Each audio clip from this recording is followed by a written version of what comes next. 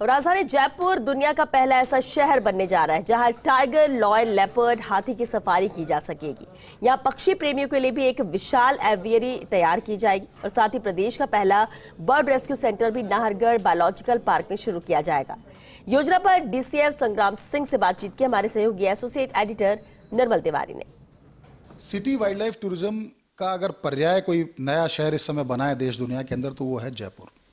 यहाँ leopard, lion, हाथी safari के बाद अब टाइगर सफारी भी बहुत जल्द शुरू कर दी जाएगी और इन तमाम सफारियों के संचालन, वहाँ के तमाम रख रखाव, वहाँ के संरक्षण कार्य, ग्रासलैंड डेवलप करने की बात हो, नए रूट्स, फायर लाइन्स बनाने की बात हो, तो वो सब जिम्मेदारी है डीसीएफ संग्राम सिंह जी के पास। संग्राम जी, एक बड़ी महती जिम्मेदारी है कि क्योंकि जयपुर अब बहुत ज़्यादा सिटी वाइल्ड लाइफ को लेकर के बहुत मशहूर हो गया, लोकप्रिय हो गया, देश दुनिया से पर्यटक आते हैं। झालाना की बात करें, आमागढ़ की बात करें, हाथी गांव की बात करें या फिर नाहरगढ़ बायोलॉजिकल पार्क, किस तरह से तमाम व्यवस्थाएं देख रहे हैं और आगे इनमें किस तरह के डेवलपमेंट होने हैं? देखिए, जैसे आपने सही फरमाया कि हमारे जयपुर में जिस तरह का वाइल्ड लाइफ के प्रति जो रुझान बढ़ा है और देश दुनिया से लोग हमारे यहाँ लेपर्ड्स को देखने के लिए, जू को देखने के लिए आते हैं, तो यहाँ तक हमारी जो अगर इन सब चीज़ों के संचालन की बात करें, यहाँ पर जैसे अभी जो नवाचार है वो है टाइगर सफारी का।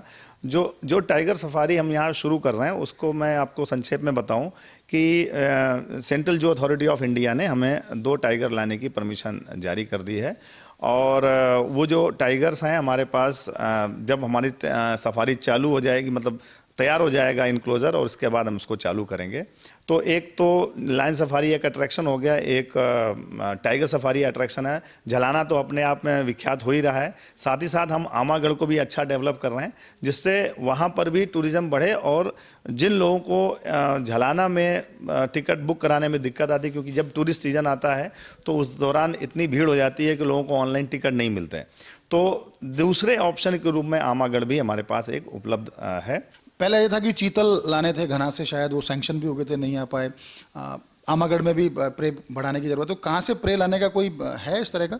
जून और जुलाई जब भी बारिश हमारी स्टार्ट हो जाएगी, जब कंडीशन इन्वायरमेंट इस तरह का होगा, एनिमल्स को ट्रांसपोर्ट करने में कोई असुविधा ना हो और सीजन भी इस तरह का हो कि उनको एक सही फीलिंग आए, तो इस साल हमारे जो प्रयास ये रहेगा कि जून जुलाई के महीने में जब बारिश होगी तब उनको यहाँ पर शिफ्ट करेंगे। मुहाना में वेटलैंड, वुडलैंड, ग्रासलैंड जो भी पूरा आपका प्रोजेक्ट है, कब तक प्रोजेक्ट पूरा हो जाएगा और उसके पीछे का उद्देश्य क्या है? मुहाना एक अपने आप में बहुत उभरता हुआ बर्ड डेस्टिनेशन बनेगा। उसका रीज़न ये है कि वो एरिया हमारे पास पहले से ही भी था, फिर हमें जेडीए के सहयोग से उसमें कुछ पैसा मिला और अभी हमने वहाँ पर 3 बेसिकली हम एरिया डेवलप कर रहे हैं। एक तो जो वेटलैंड है वो तो है ही अपने आप में बहुत यूनिक। दूसरा, वहाँ पर हम कुछ ग्रासलैंड जो करीब 100 से 150 हेक्टेयर के बीच की ज़मीन है उसको हम फेंसिंग करके उसको क्लोज कर रहे हैं। और तीसरा, वुडलैंड भी वहाँ पर हम डेवलप कर रहे हैं। 2 फरवरी को हम उसका एक ऑफिशियल उद्घाटन भी करना चाह रहे हैं। आपके पास ये जो पुराना जो चिड़ियाघर का जो क्षेत्र है, इसको किस तरह से आप उपयोग में लेंगे? क्योंकि यहाँ वन्यजीव भी कम है या चिड़ियाएं भी कम है, तो निराशा होती है पर्यटक अगर यहाँ पर आता है, क्योंकि सारा शिफ्ट वहाँ पर हो गया नाहरगढ़ बायोलॉजिकल पार्क। यहाँ पर अभी सरकार ने हमें बजट उपलब्ध कराया है और वो बेसिकली हमने RSRDC से अनुबंध किया है। तो यहाँ पर हम जो जितने भी इंक्लोजर्स हैं इनकी जगह पे एवियरी का डेवलपमेंट करने का काम है। चूँकि इसमें थोड़ा सा भी समय लगने की संभावना है, क्योंकि टेंडर होंगे और सारी प्रक्रियाएं, औपचारिकताएं जो हैं वो करनी पड़ेंगी।